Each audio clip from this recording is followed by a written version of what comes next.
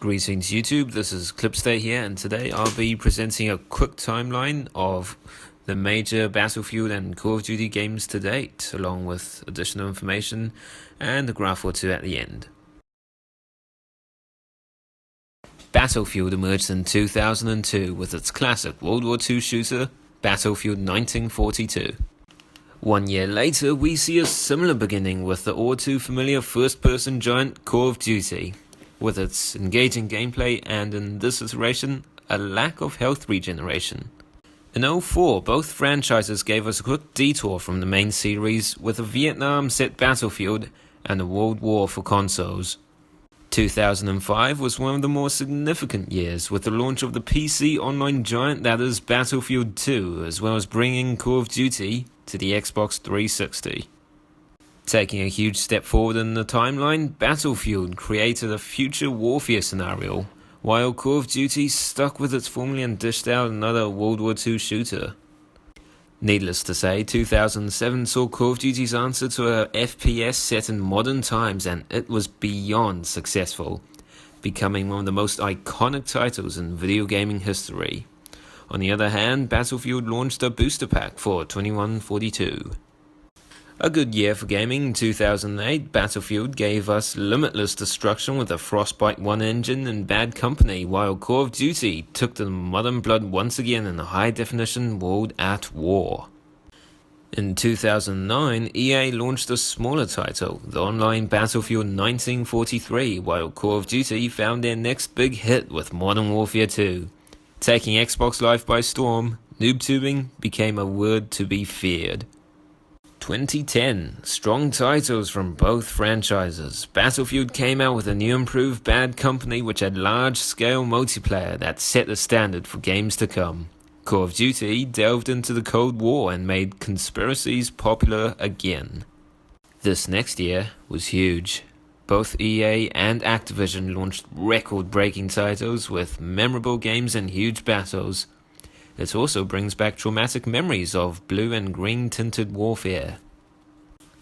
While EA focused on its brilliant DLCs for Battlefield 3, Call of Duty takes the first step into future warfare. Set in 2025, Black Ops 2 brought a packed campaign and perfected the multiplayer experience. 2013 may have seen Battlefield really conquering Call of Duty for the first time in quite a while with the launch of the still popular Battlefield 4 against the less than exciting Call of Duty Ghosts. As the DLCs for Battlefield 4 were dished out, Sledgehammer Games released their take on Call of Duty, set in the middle of the 21st century and introducing enhanced movement. Players became... At the start of 2015, Battlefield gave us their version of Call of Duty Ghosts with a not-so-stellar hardline, while in November, Treyarch finished off the Black Ops storyline with a campaign that had almost nothing to do with it. Multiplayer and zombies were still great, however. Last year was a battle of the likes. Infinite Warfare takes COD into the furthest future yet, while Battlefield 1 goes back farther than they've ever been before. Infinite Warfare's trailer became one of the most disliked of all time, while the opposite could be said for Battlefield. Once again, Battlefield 1 this year.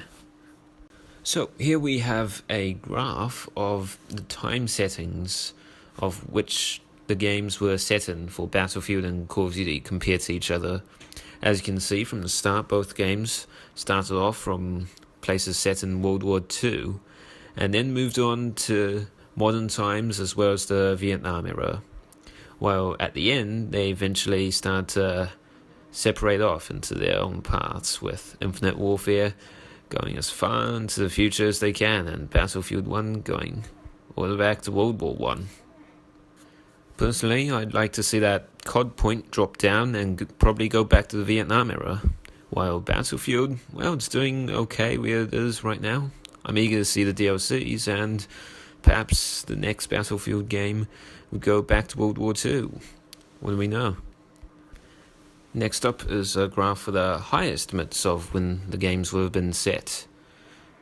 A particular note for Black Ops 2, which remains the same because in the first graph, the low estimate, I would assume most people would have seen it for a future game in 2025 instead of the parts in the campaign had in the 70s and 80s.